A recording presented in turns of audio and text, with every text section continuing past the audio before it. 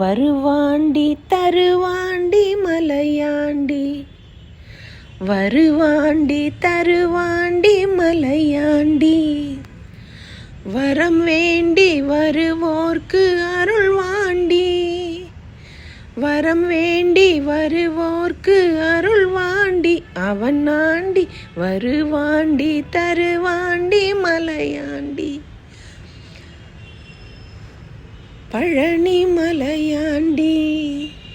சிவனாண்டி மகனாக பிறந்தாண்டி,